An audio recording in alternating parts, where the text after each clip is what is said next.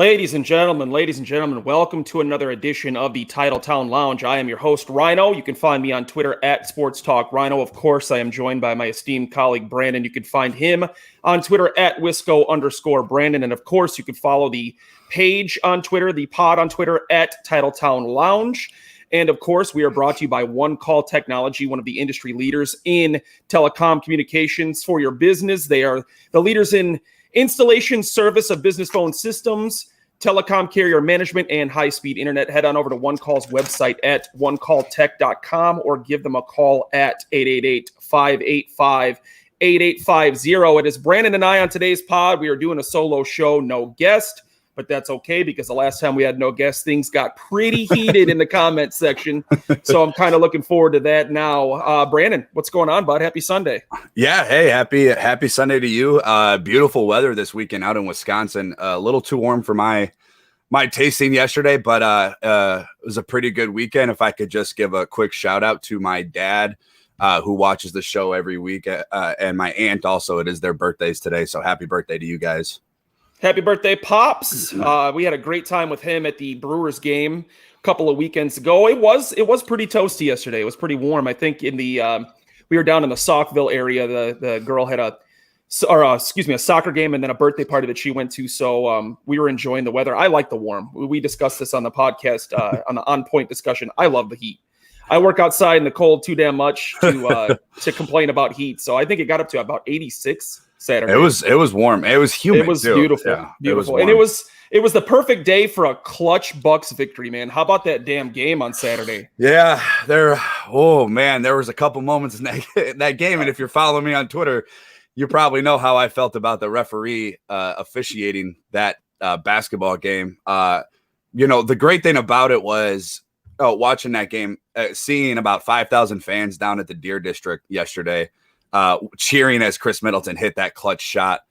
It just kind of felt like life was kind of normal for a little bit. It feels like it's kind of getting back to that stage. So yeah, what a great game. It's going to be a fun series, man. They are two really good teams, and they know each other very well, and they play to each other's strengths very well. So it's going to be fun. We'll see what happens, but it was absolutely a clutch win yesterday for sure. I mean, that game felt like something that should have been, in the semifinals or a Eastern Conference final. I mean, that did not feel like an opening series game.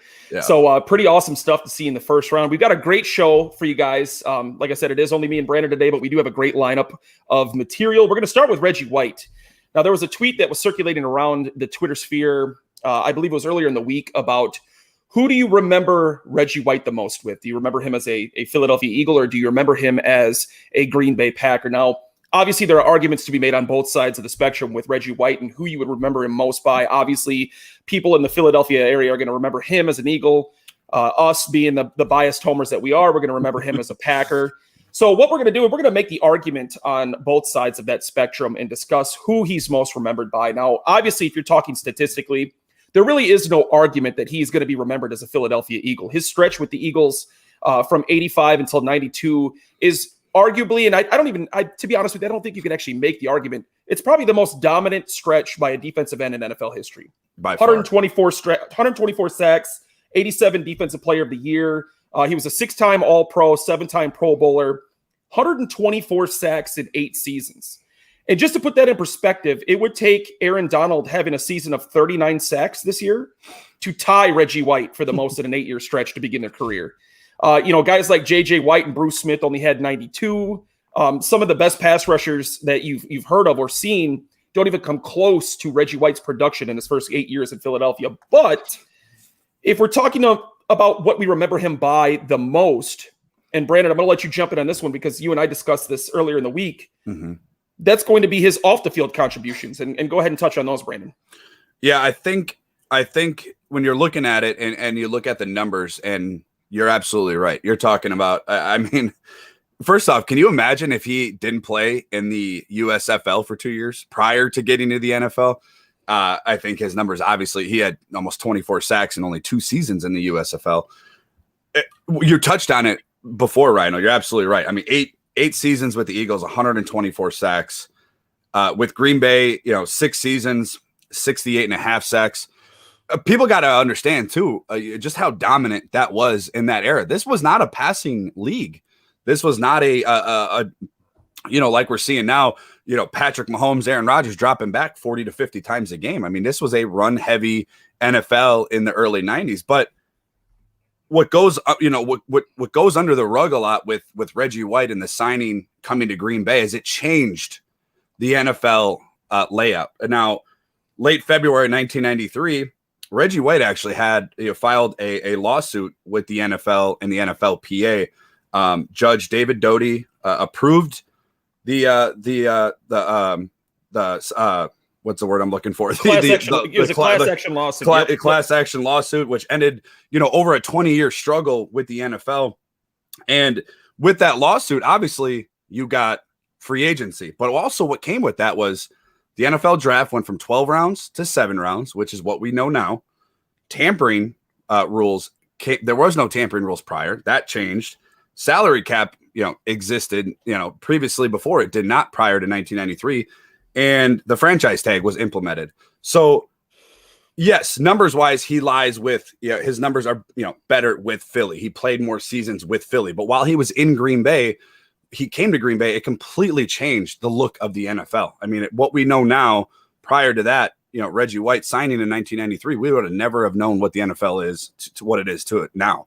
He's 6 seasons in Green Bay, and he's never missed the playoffs. Probably without Reggie White getting to Green Bay, you do not have a return to glory. You did have Brett Favre, but Reggie White was the anchor of that team, as great as Brett Favre was. So, yeah, off the field, obviously, having that lawsuit, getting it approved, changed the way that the NFL operates and what we know of it is now. And the thing that was really significant about his involvement with this class action lawsuit, it was the fact that he wasn't just some guy. He wasn't just some player, a guy that saw the field 50% of the time or may have been a second string guy. He was the world's greatest defensive player at the time. I mean, his name was right there with Lawrence Taylor and Ronnie Lott and Deion Sanders and these guys. He was the marquee defensive player, and he led the way to the free agency period in the NFL as we know it today. And then eventually, the rest is history. He went on to sign with Green Bay. Now, a couple of the other contributions that he has had in terms of significance, in terms of how we remember him, at least in Green Bay. I mean, a lot of people don't realize this, but there probably wouldn't be a Lambeau Leap without Reggie White. Now, obviously, Leroy Butler, future Hall of Famer Leroy Butler, is known for being the first person to do the leap. His nickname is Leap, but a lot of people forget the fact that it was Reggie White who forced that fumble and lateraled it to Leroy Butler as he was going down the sideline. So, I mean, you have that particular impact. You also have the fact that, you touched on it. Without him, we probably wouldn't have returned to glory. He was a part of that rebuilding in Green Bay that brought them back to significance and relevance. He set the NFL record for sacks at a Super Bowl. He probably would have been Super Bowl MVP if it weren't for Desmond Howard taking a kickoff 99 yards back. And that sack record has not been broken yet. It's been tied a couple of times, but he's still tied for the most sacks in a single Super Bowl. But it's not just, statistically, we touch on that. Obviously, he'll be remembered as an Eagle, but his off-the-field contributions, not just the NFL, but the community as well. I mean, he was one of the biggest names in the Green Bay community throughout his tenure with the Packers. His work with the churches around Green Bay, his work with the community, his work with charities. I actually had a chance to meet Reggie White in 1998 at a church in Rockford, Illinois, where I'm from. And he gave a sermon. I mean, he sat there and spoke for over an hour. He spoke about his background. He spoke about his faith in God. And he was just such a humble, amazing human being. So, I mean, obviously on the field contributions, we're always going to remember him as an Eagle, his dominance, which will probably never be matched in the NFL. But what he did for the game, what he did for the Green Bay Packers, and what he did for the community around the Green Bay Packers, I think it's safe to say that he'll always be remembered as a Packer. Yeah, I mean, look, he was great with Philly. Obviously you can't match those numbers. Nowadays, everybody likes to, we're in an era of relevance. Everybody's like, Aaron Donald is the most dominant defensive player we've ever seen. He's not, though. So, because a lot of those people that are making that claim are 25-year-old people that work for Pro Football Focus, and they don't know, that Reggie White was tossing, 320-pound lineman with one arm in the Super Bowl. So just turn on the tape. But again, yes, dominance as far as numbers in Philadelphia, you're not going to match that. but he won a Super Bowl in Green Bay. He changed Green Bay. A lot of people don't realize, again, a lot of younger people, this generation don't realize where the Packers were in the 60s. I'm sorry, not the 60s, the 70s, 80s, and going into the early 90s. Now, credit to Ron Wolf at Hall of Fame GM, front office personnel, completely changed Green Bay, obviously going out and getting Brett Favre. But before the Reggie White signing, there was no free agents coming to Green Bay. There was nobody. It was not a destination of a place to go to. And you could sit there and argue. You can make the argument that Reggie White brought glory back to Titletown and leading up into where we are now. I mean, you can hear it when guys like Charles Woodson, there was a couple other, Ryan Pickett, these guys were free. And now, not that they're not Reggie White, but they made the comments before of, Reggie White came here, there's something special about, Green Bay. Why not see what it is? You could make the argument that his on-field production, yes, although it's great, having his name tied to Green Bay, making that first big free agent splash in Green Bay has changed the franchise for the better.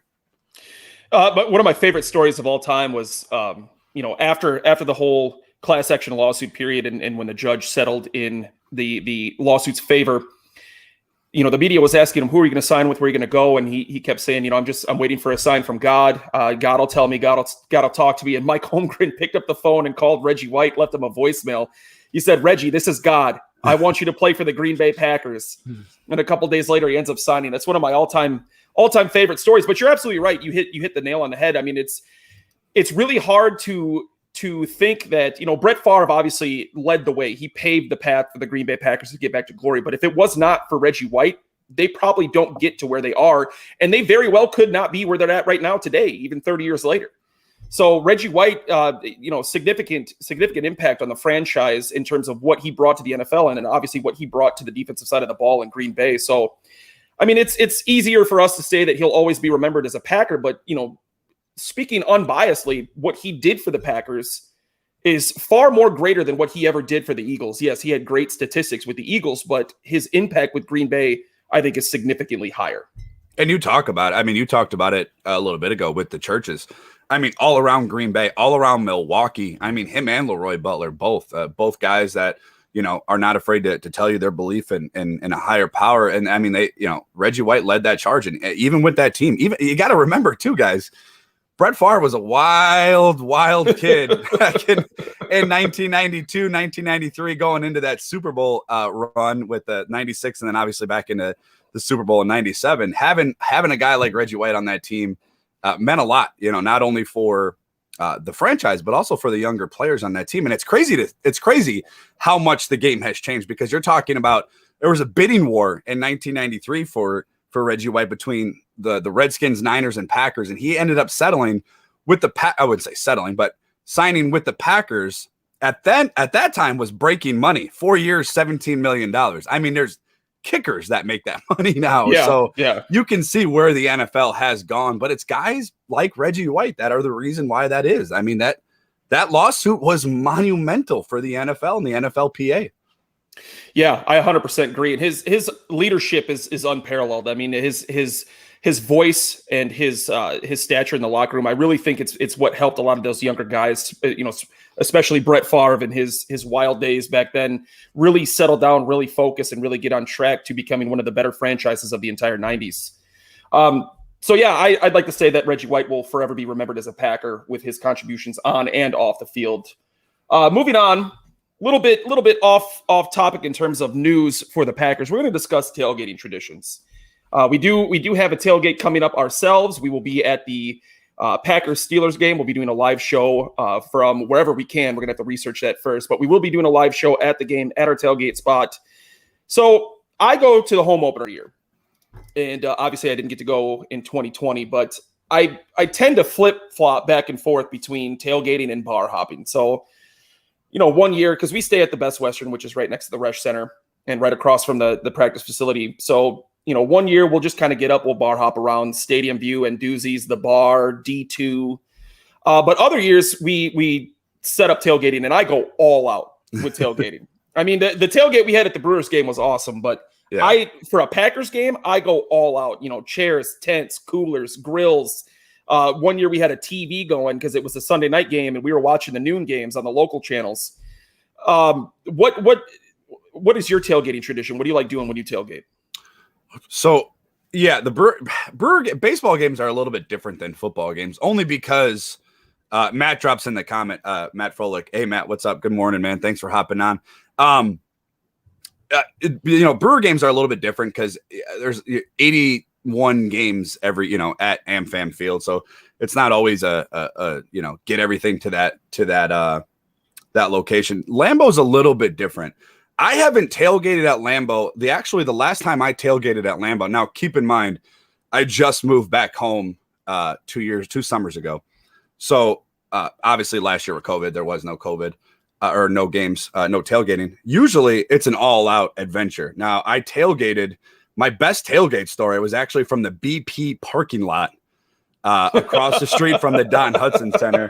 We were doing Jello shots and we were pulling them out of we were running the car, keeping the Jello shots warm because it was the game that the Packers at the last regular season game, they had to beat the Chicago Bears to get into the playoffs. The year they won the Super Bowl, they had to beat the Chicago Bears. The Bears already locked up the 1 seed.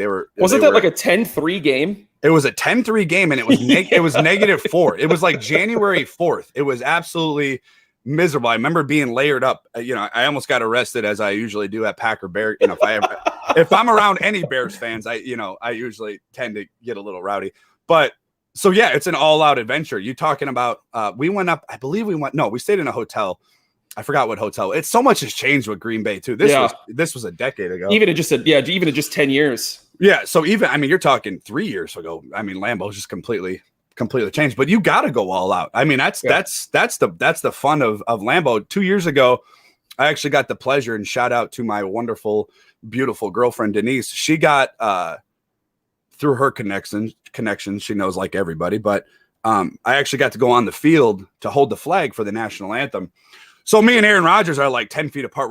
We're pretty much like know each other. We're like best friends now. So, but that year we didn't tailgate just because it was just her and I. We had to stay in Appleton, which is like a 20-30-ish minute drive from the stadium because it was a Monday night game. All the hotels were booked. So, but if you're going to go to Lambeau, it's absolutely, lot one is rowdy as it gets. It's a ton of fun. It's a bucket list item. Now you got, Vikings fans who think that their stadium is beautiful because it's new and it looks like a spaceship. And then you got people like, Bears fans that their stadium's built in the middle of the city. There's nothing like Lambeau Field. There's just not. You can't. And it's not. Yeah, I'm Homer. I'll tell you my team's better than yours. My city's better than yours every day of the week. But you hear it from other players. Like there's something different just about driving up to the stadium. You're talking about a small town, college type vibe, so historic. There's houses literally right behind the stadium. Right behind the stadium. I actually I was speaking of that same Monday night game. ESPN was having a party. Not that he's a popular guy right now, but me and Adam Schefter are also friends. We had a selfie taken together. So, yeah. Talk to your boy. Talk to your boy. I'll put a good word in for him. But yeah, it's. Man, even if you're not a Packer fan and I make the trip, make the journey up there, it's something you'll never experience anywhere else. My all-time favorite tailgate story is I went to the revenge game against the Seahawks in 2015. It was week 1 after the NFC Championship game loss. It was Sunday night, 7:10 kickoff. So we started tailgating at like noon. So we're getting all kinds of rowdy, and a rental car pulls up. These people from Seattle had come. They made the journey to Lambeau to watch the Seahawks and the Packers. I ended up talking to the guy. He's like, this was a bucket list trip, but you could tell these people had absolutely no idea what they were in store for. They get out the car and, they're wearing sweaters and khakis. And the wife had like a dress on. The kids look like they're getting literally, they look like they went to church and then came to the game. They pull out a wooden table and chairs. And dude, I shit you not, they pulled out a wicker basket. Oh boy. Laid down a blanket, pulled out a wicker basket. They're sitting there eating like turkey or something. Meanwhile, I'm like, our cars are backed up to each other. I'm just right across the way. We're doing Jello shots out of syringes. We're sitting there shotgunning beers, eating brats. We're loud. We got music playing. And 20 feet down, I don't know if you've ever seen this, but I'm sure some of the people listening to this will know exactly what I'm talking about. There's an ambulance that goes, a Green Bay Packers ambulance that goes to Packers games. And the guy, he puts up a giant flagpole, and he's got nothing but bras hanging from this flagpole. And even inside the ambulance, bras. Chicks literally go up to this guy's ambulance and take their bra off. And it's kind of like a rite of passage if you don't flash your boobs to this guy. So these people are trying to enjoy like a nice family Sunday dinner in the tailgate parking lot. Meanwhile, we're rowdy doing Jello shots and people are flashing their boobs like 20 feet away. So eventually I'm like, come here, sir. Come here. He walks over to me and I'm like, I take it you're not from here. He goes, what gave you that impression? I'm like, well, there's a few indicators. So, I'm trying to get to know him, trying to talk to him. And him and his wife had a couple of beers, but I'm like, yeah, next time you come back to Lambeau, probably not the wicker basket. That stuck out like a sore thumb, man. But, they went to the pro shop and they got jerseys. I don't think they were actual football fans. because they weren't like the hardcore 12s. There were actual hardcore 12s that were showing up in their Seahawks stuff, stuff like that. I think I think they just wanted to take some sort of like family vacation or something along those lines, which is fine. But I could never believe I'm literally doing a Jello shot as he pulled out a wicker basket. I'm like, what is that? Oh, and if you guys are listening to the show, and again, thank you for listening. Early Sunday morning show. I prefer I like these shows, but if you're planning on maybe going to a Packer game, and if you haven't been to a Packer game, I know a few friends. My buddy Chris drops a comment in.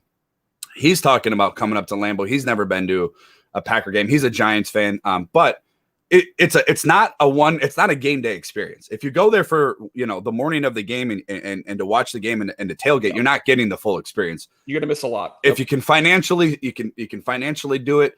Make it a weekend trip. Even if you're not a fan of the Packers, that's okay. The Packers Hall of Fame is, rivals the NFL's Hall of Fame down in Canton. The stuff that they got in there, they completely redid it a couple of years ago. It's phenomenal. And there's, if you go to the Hall of Fame tour, there's actually a few days out of the year that like former players are being the tour guides. I know Leroy Butler does it. The Gravedigger, Gilbert Brown does them. So it's cool. It's just a completely different experience than a regular NFL game. And I've been around the world. I've been around the United States, and you got I wouldn't say most, but a good portion of these stadiums are built right into downtown. And, you just don't get the same feeling. And then you go into Lambeau. It's like, did you hear Amari Rogers' comment? I think it was last weekend. He said, it's real. He goes, somebody asked him, like, what was your first impression of Green Bay? He goes, it's really flat. And then you make a left turn and there's like 10 parking lots in a stadium. So, it's not, it's just something that, you got to check out if you're a fan of the NFL.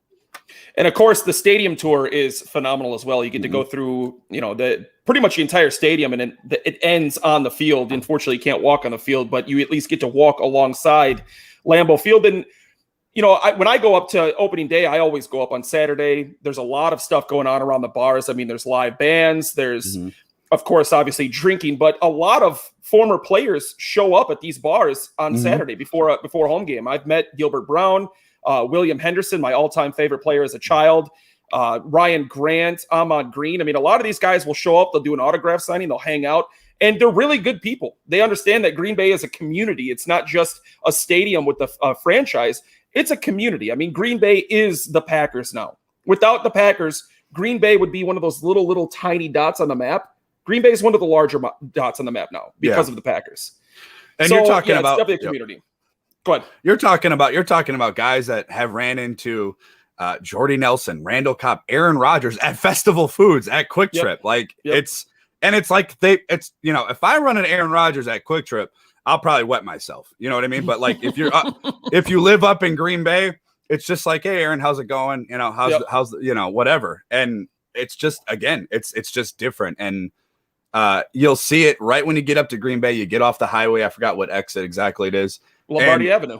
Yeah. And you just, you know, right away, you got houses are dedicated. You know, fences are painted green and yellow. Houses are painted green and yellow. They got the decks built up on the roofs just so they can get the view of the stadium. It's just it's something that you'll never experience anywhere else. Yeah. If you make the trip, like you said, if you make the trip up to Green Bay, definitely make it a weekend trip so you can get in all of the festivities. It is about 22 past the hour here on a Sunday. This is the Titletown Lounge pod. Make sure you're following us on Twitter at Titletown Lounge. Moving on to a little bit more news, a little bit more 2021 stuff. We're going to discuss which rookie is going to have the biggest impact in 2021. I got a couple of candidates. Obviously, there's going to be one scenario that will play out in the offseason here coming in the next couple of weeks. So I think the rookie that's going to have the biggest impact, if Rodgers stays, if Rodgers is in Green Bay in 2021 under center, I think the rookie that's going to have the biggest impact is Amari Rogers. Obviously Rodgers had the MVP season in 2020. He was obviously lights out, one of the best seasons by a quarterback of all time, next to his best season of all time. But you could tell one thing that Rodgers has kind of missed is a Randall Cobb style of player. Mm-hmm. One thing that I thought Randall Cobb was phenomenal at was his improvisational skills after the pocket collapsed, after there was pressure and Rodgers had to roll out. Randall Cobb was phenomenal at making separation, getting open, and then making a play with his feet after the ball. I think Amari Rogers is going to fit that role perfectly. He may be like a jet sweep in motion kind of guy, like a Tyler Ervin pre-snap. But at the same time, I think his ability to make a play after the catch, he was one of the best in the nation in college last year at doing that. And his ability to create separation if that pocket does collapse, if pressure gets to Rodgers, he's going to be a Randall Cobb style of player. So I look to Amari Rogers to make the biggest impact as a rookie in 2021 if Rodgers stays. If Rodgers does not stay, if we do begin the Jordan Love era in 2021, which unfortunately I'm starting to lean towards, I think Eric Stokes is going to have the biggest impact. Now, the reason why I say that, I still believe that Amari Rogers could have that Randall Cobb style impact, but I believe that if it's Jordan Love or even a Blake Bortles, they're really going to look to Devontae Adams as that security blanket and Robert Tonyan as that tight end security blanket. I don't think Amari Rogers will be used as much as, say a Hall of Fame quarterback, one of the greatest of all time. I personally think that Stokes is going to beat out Kevin King to be the starter in 2021. Oh, yeah. I don't think to be honest with you, I don't think it takes long either. No. His ability to play press coverage but still stay with his man off the line is probably going to be that determining factor. There's a reason why Kevin King plays 10 to 12 yards off the guy he's defending. Because if he gets in press coverage, he's going to get dusted every time. With that 4.28 speed, his ability to turn in motion, Eric Stokes is going to be your number 2 cornerback in Green Bay in 2021. So that speed, his ability to play press, his ability to play man, he can run with anybody in the NFL. I mean, all these great receivers we have in the NFC North, he's going to be able to run with every single one of them. So I think if we do not have Rodgers in Green Bay in 2021, Eric Stokes is going to have the biggest impact. How about you, Brendan? Aaron Rodgers will be back. Don't worry about it. Little inside knowledge. He's going to be back. You're at Rhino. You nailed it. I mean, you're spot on. Obviously, you know your stuff. I agree with you. Everything that you said. Amari Rogers. I don't know if I've been more excited about that a 3rd round pick in, I don't know, probably a while. He fits exactly what you said. We've been looking for a guy like Randall Cobb, and Rodgers, again, he's got, from what we know, he's upset about certain things. I'm sure not retaining Randall Cobb is probably at one of the top of his, issues because, of the production and the ability to use him in multiple spots.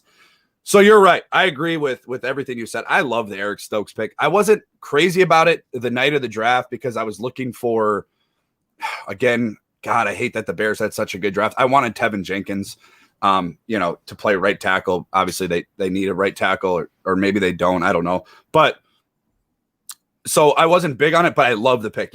First off, you're not ever going to be able to teach 4.2 speed. It's just never going to happen. The guy is just very stingy. And again, we have a new defensive coordinator. You're not going to see guys like Jair and Kevin King playing 12 to 15 yards off a receiver when it's 3rd and 4. So now you got a guy and Stokes and Jair who are both 4.2, 4.3 speed. I mean, you're going to see a different type of game from the cornerback position. I'm going to go a little bit of a different route. I'm a trenches guy. You win in the trenches and you lose in the trenches is my philosophy with football. I love the Josh Myers draft pick. Now, everybody wanted the center out of Oklahoma, because it was a name that they've known. But Josh Myers is a pig in the middle, dude. You're talking 6'5", 300 pounds. I mean, the dude moves people. He played in the Big Ten. He knows how, he plays in the elements. He knows what it's like. He was a 2-year captain at Ohio State that was full of, first round, second round draft picks. I mean, the guy's going to fit perfectly. And oh, by the way, everybody that's upset about Corey Linsley leaving, this guy is identical to Corey Linsley, except he's bigger. So I like that pick. And another pick that I'm super excited about, and I know I said it when we had our post-draft podcast, is TJ Slayton. Yes. We've been needing a guy outside of Kenny Clark to come into that rotation in the middle and be disruptive. Again, Dean Lowry, Kyle Lancaster, like nothing against them. They're just not those guys. They're special teams type players. Dean Lowry's made a couple of good plays, credit to him. But we haven't had that guy outside of Kenny Clark where, okay, Kenny Clark needs to go out or he misses a game. That something, somebody's going to come in and have some of that production that's being missed with Kenny Clark on the sideline. You're talking about another guy who's 6'5", 330. I mean, guys, he's 3 inches taller than Kenny Clark and 15 pounds heavier. He's a monster. And he played in the SEC. So he's played against the speed. He's played against some of these guys that we've seen come off the draft board in the first, second, third round as offensive linemen. He's beat them and played pretty handily against them. So I like those picks. I think those two picks, again, I think with outside of the Rodgers drama, and it's kind of gone under the rug a little bit, this is probably right now on paper one of Brian Gutekunst's best drafts. You drafted for needs. Not only did you draft for needs, but you addressed those needs with high-end players. You needed a cornerback. You got Eric Stokes. You needed a slot receiver with a 4.5 speed, elusive as hell in Amari Rogers. You needed defensive line depth. You got him in TJ Slayton in the 5th round.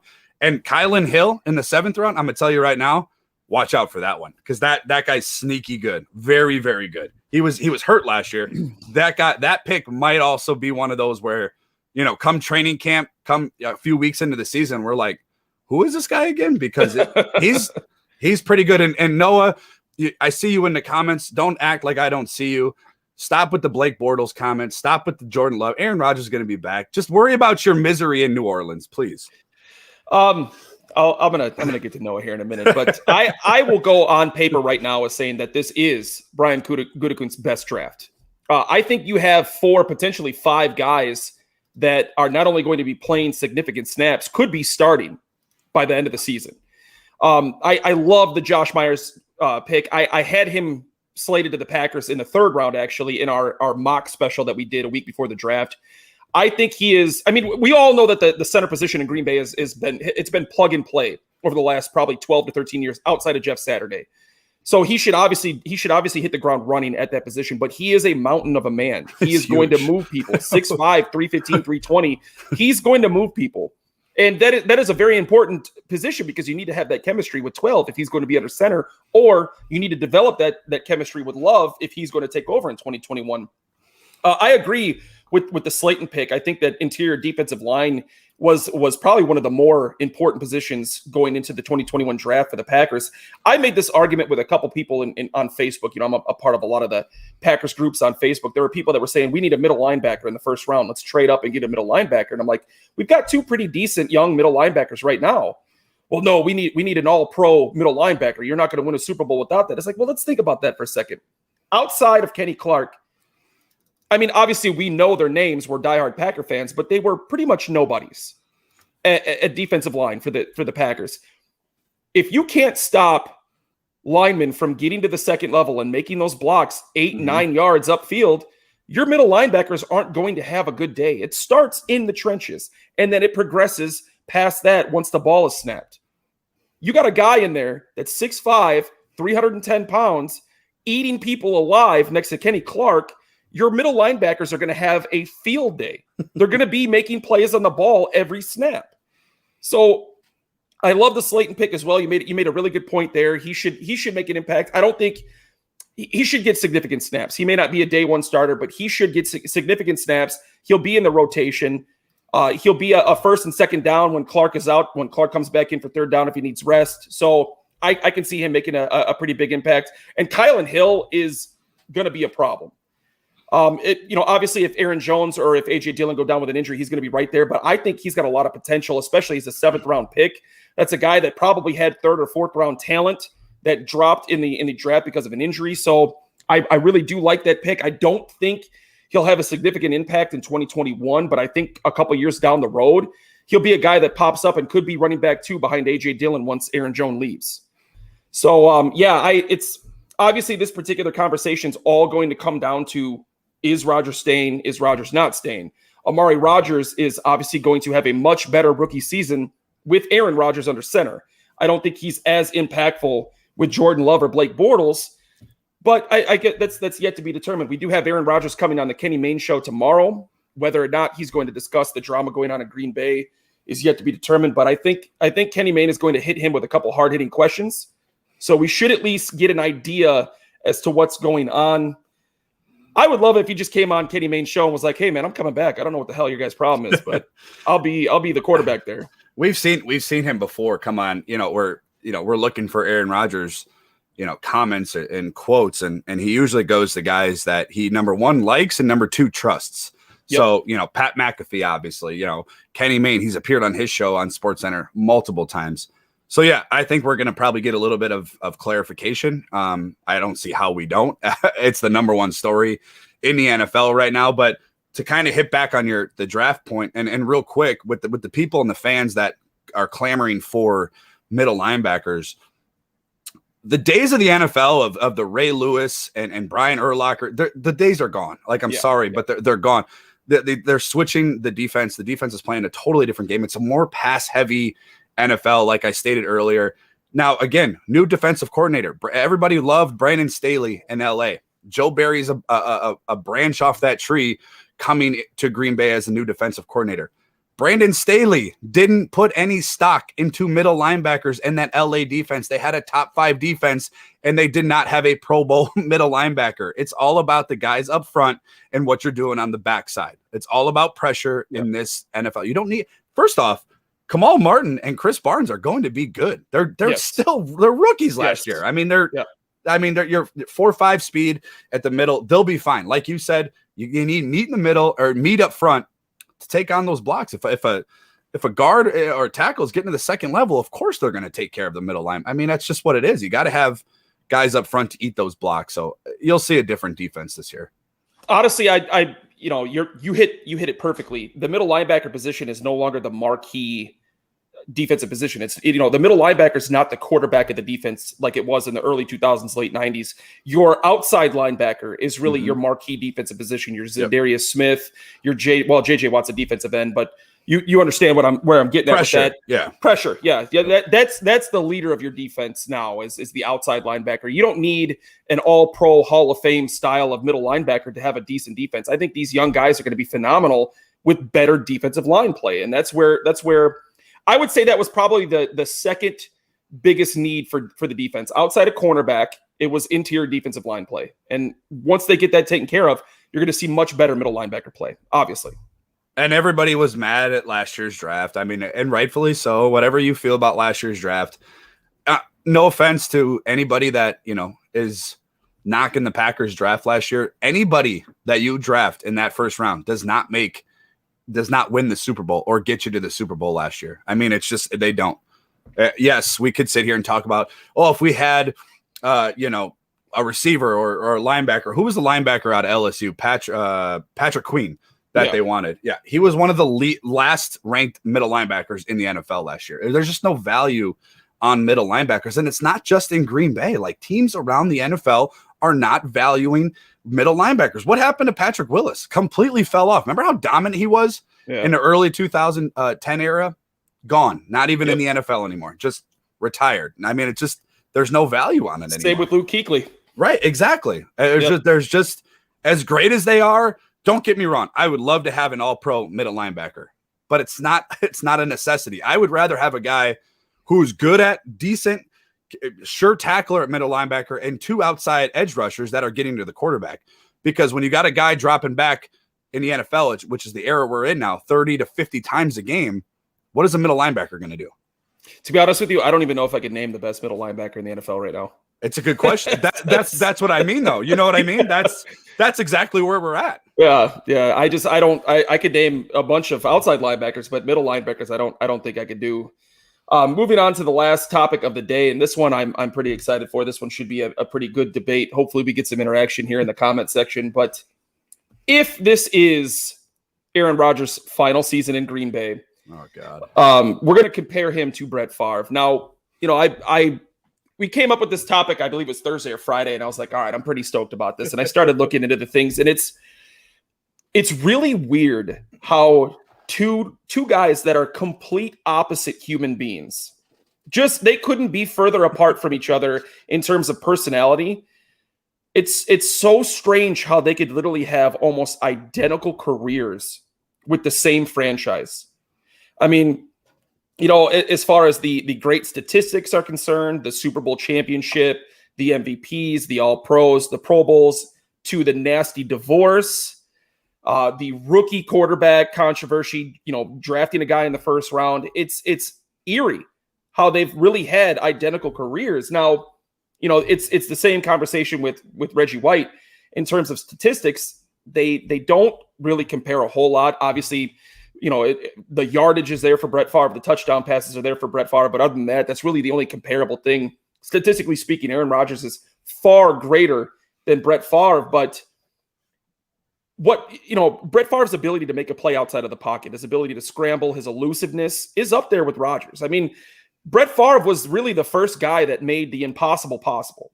You didn't see a whole lot of playmaking like that. I mean, John Elway had his moments, but John Elway, I could probably run faster than John Elway when he was playing for the Denver Broncos. So, Brett Favre really was that first quarterback to, he'd run to one side of the field. Then all of a sudden he'd run to the other side of the field. Then all of a sudden he's dumping a ball off with a shovel pass. And it's like, what the hell did you just do? We scored, but what? So, I mean, there's a lot of comparison there, but I mean, it's really hard for me to say who's the better quarterback, who I'd rather have leading my team, because I think in terms of leadership, in terms of locker room presence, I think Brett Favre was that guy. I think Brett Favre was a guy that his players rallied around when he needed them. I mean, we saw the documentary on the game where his father passed away, and there were guys talking about how he was the one that stood up in the locker room. Mm-hmm. He was the one that said, "I got your guys back tonight." He was the one that said, "Let's go out there and win this game." This was 24 hours after this man's father passed away, and he was the one leading the speech. I can't think of one other quarterback on the planet that would have done something like that. So, Rodgers is the introverted guy. Brett Favre was the extroverted guy, the loud, outspoken, joking around, having a good time, clowning about. I mean, what are your thoughts on this when you're comparing the two? When you started it out, you were like, you couldn't have been more on the nose. They are like the most opposite people in the world. And real quick, while it's fresh in my brain, do you remember like 2 years ago, Rodgers had a film crew and he was down in Mississippi with Favre? I wonder like what's going on with that. It's just something that clicked in my brain when we were talking about it. I'm interested to see. Because we haven't seen any of that, have we? Nothing. And they were doing a documentary. So maybe it fell through. I don't know. But I tell people this, and everybody calls, the Packer fans, especially, of our age that, were born into the Brett Favre, starting to the Brett Favre era, to what we are now with Aaron Rodgers, spoiled. And that's fine. I'll take that. But I've called us spoiled. We are. But Brett Favre made me fall in love with football. I remember when I was a kid watching Brett Favre, and I was so in love with Brett Favre. I wanted his signature. I was like 12. I wanted his signature tattooed on my arm. Like I love the dude. He was a guy that made me fall in love with football. When you're talking about on-field production or not production, I don't think it's close. I think Aaron Rodgers is clearly the better quarterback. Both players have 3 MVPs. Both players have won Super Bowl. Brett Favre has been to the Super Bowl twice. Aaron Rodgers has not been back since 2011. But on the field, I don't think that we have ever – now, people, Sports Center and, Skip Bayless and Shannon Sharp and all those guys, they melt when Patrick Mahomes makes a throw because – whatever. We've never seen this before. Aaron Rodgers has literally been doing this for 10 years plus, when he first started back in 08 and to what we see now. As far as on field, I just don't think it's close. I think Aaron Rodgers is by far, in my opinion, and I said it to Tyler Dunn on our show, I think he's the greatest thrower of the football. From a talent perspective, just talent. Everybody be like, oh, Tom Brady has 7 rings. I don't care. Tom Brady cannot make the 70% of the throws that Aaron Rodgers or even Brett Favre makes. Tom Brady's even great. In his prime, even in Brady's prime, he's dropping back in a 3 to 5 step drop, and he's making the check down to James White. James White, people, forgetting that Super Bowl against Atlanta. James White had like 3 touchdowns, and they were all 14 receptions as a running back. Tom Brady again. No, we'll probably get beat in the comments again with Tom Brady, but no offense to Tom Brady's accolades. He's the most decorated quarterback, obviously, when it comes to that, but he is not running to his left. And I think in our group chat for the Lounge Room Network, I've also made this comment. Aaron Rodgers made 2 Hail Marys on one drive to tie a game into the playoffs, rolling to his left, falling down, and making a throw on the dime. Now, the Bears fans came at me and said, well, the receiver has to make the catch. Well, okay. No kidding. I know that. You get the ball right here. Yeah, I mean, a dude rolling to his left and throwing a 60-yard bomb. If the ball is right here, that's a much better throw than it is a catch. Exactly. Then they'll come at me. You can't tell Bears fans nothing this offseason. Don't even go anywhere near Bears fans. And Juan and your posse, if you're watching, and I know you guys, the bronze bust is already made for Justin Fields. I've seen enough. So I think from a talent perspective, I just don't think it's close with the two, but you're absolutely right. Rodgers was that country boy. He was a kid when Ron Wolf went and got him. Now, it's funny.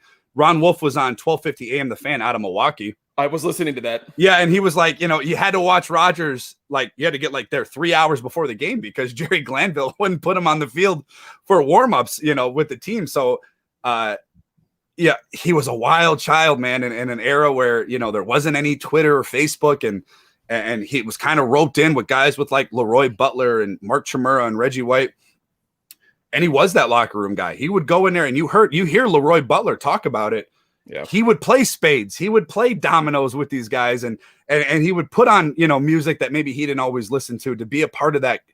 Yep. But do we know what Aaron Rodgers is like in the locker room? That's a really good question because the only players that we hear about negative things about Aaron Rodgers are the same guys. Greg Jennings, who will never shut his mouth for the rest of his life. It's the only reason the guy has a job at Fox Sports 1. I mean, it really, honestly, he was great in Green Bay. I loved him when he was here.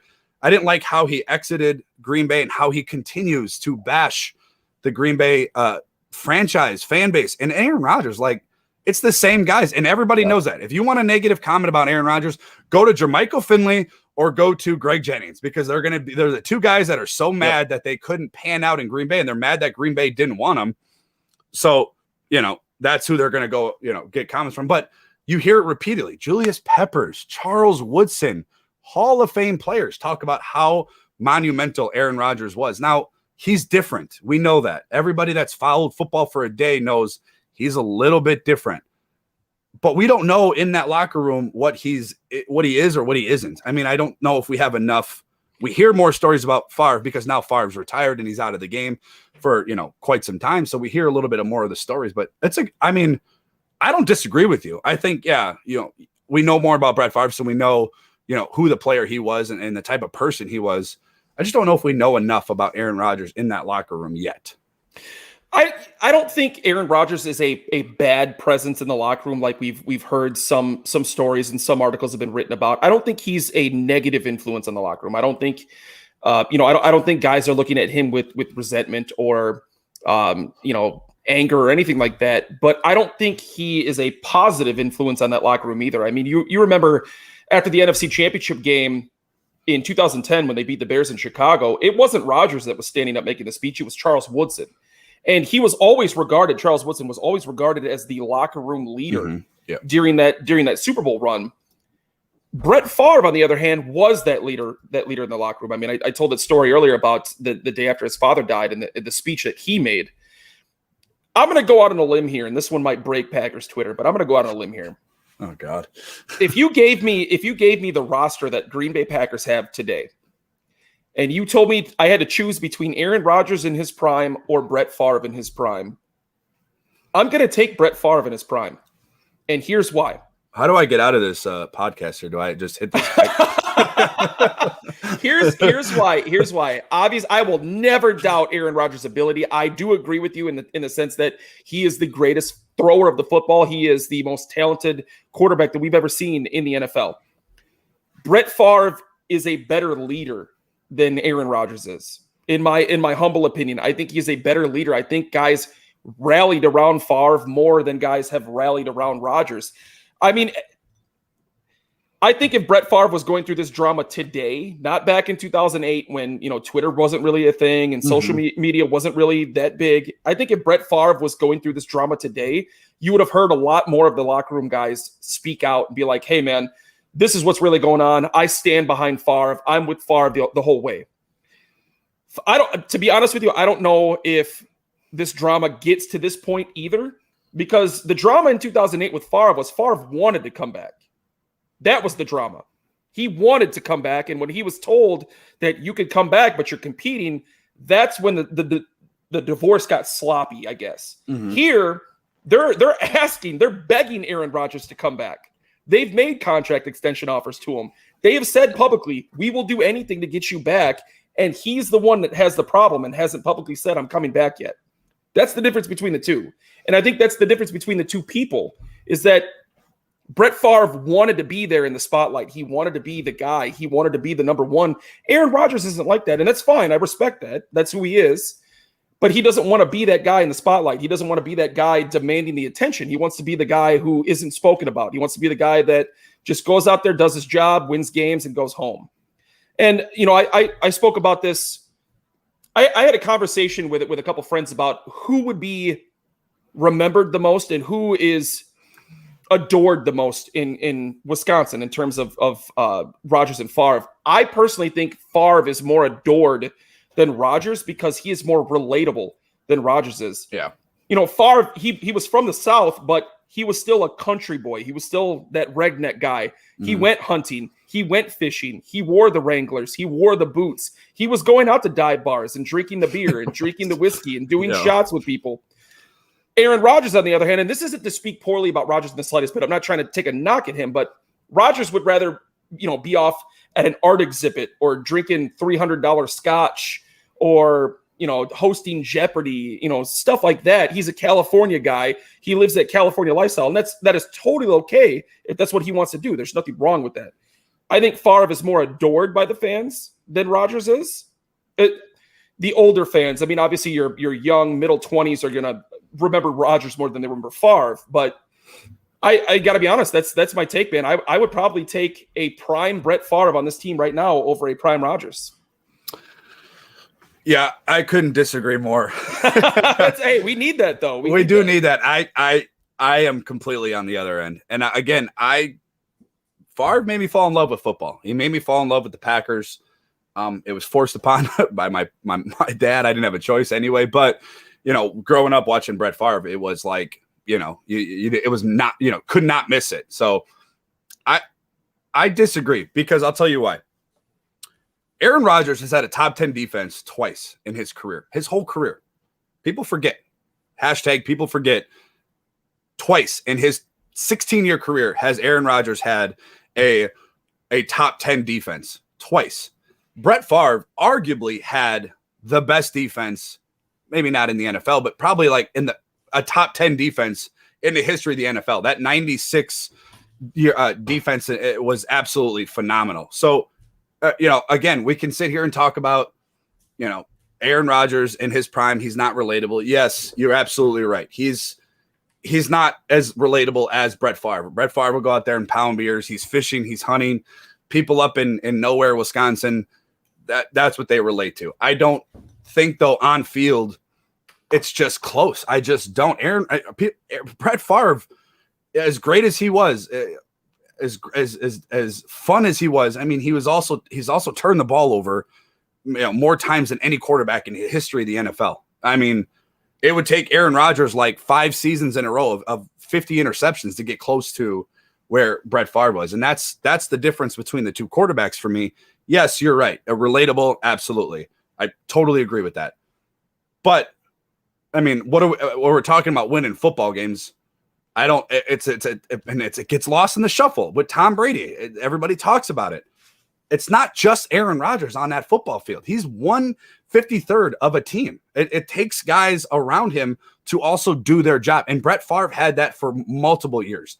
In the 90s, we just talked about it at the beginning of the show. Name me a player that Aaron Rodgers has had on defense as dominant as Reggie White. Now, on the other end of that spectrum, and I apologize about cutting in here, but on the other end of that spectrum, who do you think has had a better arsenal of weapons throughout their career, Rodgers or Favre? I think people forget how good how good Brett Favre did have it. He did have some really good players. He had some good weapons, but Sterling Sharp doesn't get hurt. He's in the Hall of Fame, and he should be in the Hall of Fame anyway. Of course. But I think throughout the duration of their career, Rodgers has consistently had better pieces around him on offense, not on defense, on offense, than Favre has. Okay. Or did. Aaron Rodgers scored 45 points in a playoff game and lost. Is that on Aaron Rodgers? No.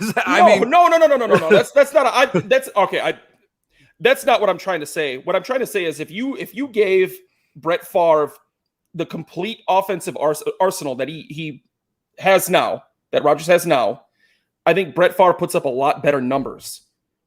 I mean, look when he went to Minnesota. He had the greatest season of his career because he had more offensive weapons around him. But why did he lose that game? Why did he not go to the Super Bowl? Well, and that's the only thing about Brett Favre is you either win or lose on his arm. You live or die on Brett Favre's arm. And I understand that. I understand. Yeah. But at the same time, what's more heartbreaking was the 2008 NFC Championship game more heartbreaking than last year's NFC Championship game? I mean, the one where Brett Favre threw the interception against the Giants. It was because you should never have lost to the Giants at home. You should never have lost. See, I that's where I kind of disagree. I thought last year's NFC Championship game was more heartbreaking because I thought the Packers were better than the Bucs. I thought they should have beaten the Bucs in that game. The Giants did this twice, and they actually did it twice to us in the playoffs, where they were a little bit better than mediocre during the regular season. All of a sudden, they went on a great run defensively in the postseason and won a Super Bowl. So 2011 and 2008 against the Packers, it kind of sucks. It was the same team twice, but I think last year's NFC Championship game was much more heartbreaking than 2008 was. Yeah, and you're probably right, though. I just don't want to sound like it's a recency bias because you're right. But look at all the variables of losing this year's NFC Championship game. You put up the first half was an absolute struggle, and then the defense finally woke up in that second half. But we have yet to see throughout the run of the last few years with Aaron Rodgers, a couple NFC Championship games, where his defense stand up and give him some help consistently. Now, in the second half of that game, they absolutely did. But they were also down by double digits by then. Yeah. So it was a little bit more. We have yet to see. Now, in 96, if Favre threw 4 interceptions, they were still going to win the game because you had a Hall of Fame, should be Hall of Fame safety, and you had a Hall of Fame defensive end, probably the best defensive end in the history of the NFL. I don't think that sitting here saying Aaron Rodgers has had more weapons is fair. Is Randall Cobb better than Sterling Sharp? No. Is Jordy Nelson better than Sterling Sharp? As great as Jordy Nelson is? No. Is Devontae? Yet to be determined. I don't know, bud. Yet to be determined. I don't know. Yet to be determined. I would put Devontae at worst. I would put Devontae equal with Sterling Sharp right now. That's probably fair. Yeah. I mean, I can't really argue that. He is probably, the most dominant receiver right now. I think in the NFL. He's the most versatile wide receiver. I mean, you can use him literally anywhere. He's a deep threat. He's a short threat. He's a middle of the field threat. So, but the game is so much different, though. I mean, if Brett Favre, do you think Brett Favre throwing the ball 30 to 40 times in a game, he's not throwing 3 to 5 interceptions. I mean, he was throwing 3 to 5 interceptions, throwing the ball 25 times. Yeah, I guess. I mean, that's where my argument comes into play. I guess it all depends on who he's throwing to. I mean, obviously, Brett Favre has had some good weapons. I mean, he had at the beginning of his career, he had Sterling Sharp. Towards the end of his career, he had guys like Donald Driver, Greg Jennings. So he's had weapons, and we've seen what he can do with those weapons. I think it's the consistency. I mean, Rodgers has consistently had great weapons to throw to every single year, with the exception of 2015 when Jordy Nelson got hurt. But at the same time, I mean, Brett Favre had much better run games. I mean, he had Amon Green in his prime. He had Dorsey Levens, Edgar Bennett. He had a little bit of Ryan Grant when Ryan Grant was close to being elite. So I think the intangibles are why I pick Brett Favre over Aaron Rodgers. I think it's the leadership aspect. I think it's the personality. I think to be honest with you, and I love Aaron Rodgers just as much as you do. I love Aaron Rodgers with all my heart. I will always be a homer for him. I think Brett Favre's will to win was greater than Aaron Rodgers'. I mean, I'm not saying that Aaron Rodgers doesn't want to win a game. Obviously, he wants to go out there and win every single game he plays. He wants to win a Super Bowl. He wants to be one of the all-time greats. I just think that drive, that will to win, that literally I will sacrifice my entire body and life to win this game, I think that was greater with Brett Favre than it was with Rodgers. And you could make that argument, and you might be right, but I don't think we don't know. Like, yeah, on the field, Favre was diving headfirst, and but again, the NFL is a lot different. Devin White isn't chasing Brett Favre. Devin White just ran a 4.3. Yeah, he's 240 pounds. Yeah. So again, with the game changing with the offense, so is the defense. I mean, guys are not as fast as they used to be back when Brett Favre was in his prime. It's a different defense. You can't do the things that you can do. Obviously there's more rules as well as protecting the quarterback, but there has to be. I mean, my God, you got a outside linebacker running 4.3. I mean, I agree, but we don't know because again, Rodgers is an introvert. He is a guy that keeps a lot of things to himself, and his circle is very small. We don't know. You hear about guys like Charles Woodson, Jordy Nelson, and Randall Cobb, and Julius Peppers, and they're like, this guy does nothing but work. All he does is watch film. All he does is try to get better. Aaron Rodgers finds everything he can do to have a chip on his shoulder. I mean, for 10 years, he held a grudge against his head coach because he drafted Alex Smith before him when he was in San Francisco. He's wired differently than Favre. Yeah. You can make the argument, from our eyes, looking on the field, you may think that Brett Favre is doing more to win, but we don't know. I mean, behind the scenes is a little bit different. Again, the NFL has changed, and it's changed, in a more, dynamic, with an offense, than Brett Favre had in Green Bay. But to make the argument that Rodgers has better weapons than Favre did, Favre had a number one defense throughout the 90s, a good portion of the 90s. No, offensive weapons only. Right, he did have much better defense consistently. But if Rodgers is scoring 45 points in a playoff game, or 35 points, or 33, or 37, all these times that he has scored in the playoffs, and he's lost, I mean, what is he supposed to do? Yeah. He's scoring with these weapons. He's just not getting a supporting defense. And that's what Favre had throughout the 90s with the Green Bay Packers. Yeah, his I believe Rodgers' record in the playoffs when they give up 23 points or less is like 9-1. Exactly. And you get Bears Twitter that, you already know how I feel about them. Where they're like, the stupidest thing. Now I'm gonna tell you, I'm gonna vent for a minute. That it just drives me freaking nuts with these people. Rex Grossman has as many NFC championships as Brett Favre. Oh my God. Off season, and you guys.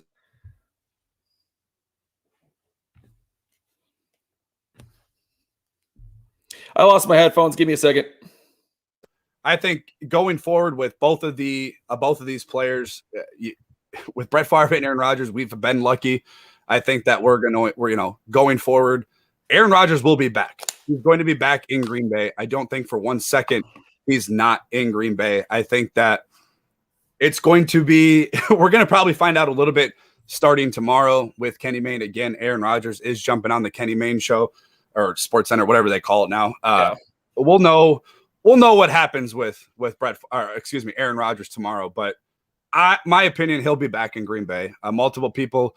I don't know if you heard Josh Sitton was on ESPN radio this past week. He said he's absolutely coming back. He's 100%. I don't know how much Josh Sitton knows or doesn't know. TJ Lane said he's coming back. I just think again, there's a lot of things we don't know. There's a lot of things that are hearsay. Adam Schefter's reporting an accumulation of facts like on draft night. I just don't know if we know truly what's going on. Obviously, Matt LaFleur and Brian Gutekunst have come out publicly and said they want him back. There's obviously a rift. Don't know, no questions asked. But I do think that Aaron Rodgers has said multiple times he wants to retire as a Green Bay Packer. He does not want to follow in the footsteps of Brett Favre. And again, had there been Twitter or Facebook back in the 07, 08 era, Brett Favre would probably be viewed as a different person right now because as far as the I'm retiring, unretiring, I'm retiring, unretiring drama that ensued, and it was a circus in Green Bay. Yeah, I think I have officially crossed lines, and I don't think he's coming back. Rhino, can you hear me? You're on mute. Hold on one second. I just think that we'll see starting tomorrow. I think we're going to get a pretty good answer on where Aaron Rodgers stands. Obviously, like I said before, there is a little bit of a rift. There is a little bit of an issue, but I do think after everything settles, Aaron Rodgers will be back in Green Bay. It will be something that we'll always remember. Unfortunately, it'll be probably a little bit of a mark on his career, his tenure in Green Bay. But I don't think for 1 second that the Green Bay franchise, number one, is stupid enough to let him go, and number two, that he's going to sit out and eventually have to pay back millions and millions of dollars. Can you hear me or no? Still on mute. Go ahead. Just finish the show. That'll do. We're having a little bit of technical difficulties. I think that, going forward, we'll see what happens with the Packers. It's exciting. After tomorrow, hopefully we get a little bit of answers and clarity, and we can move forward with the offseason like we hit on with the draft picks. They're going to be absolutely a huge impact. But that'll do it for today's show. Again, if you guys are all tuning in, Tim, Darcy, Noah, let's see who else is in the group chat. Thank you guys. Chris, thank you guys for hopping onto the live feed. It's so much appreciated. Don't forget to subscribe to wherever you guys get your podcasts, Apple, Google, Spotify, all that good stuff. Follow us on Twitter, on Facebook at Titletown Lounge. Also, keep in mind, guys, jump on our Facebook and our Twitter page. We have a link posted. Titletown Lounge now has merch. We are officially official, as they say. So we are ready to get your guys' support. Buy a sweater, buy a shirt. Check us out. It's so much greatly appreciated. The support is awesome. Hopefully next week we're singing a different tune with Aaron Rodgers because I think he's coming back, and we'll find out tomorrow. That'll do it for today's show. Follow Rhino on Twitter at Sports Talk Rhino. Follow me on Twitter at Wisco_Brandon. I hope you guys all have a phenomenal Sunday. Enjoy the day. Have a good work week. Go Packers. Go Bucks. Go Brewers, baby. Have a good one.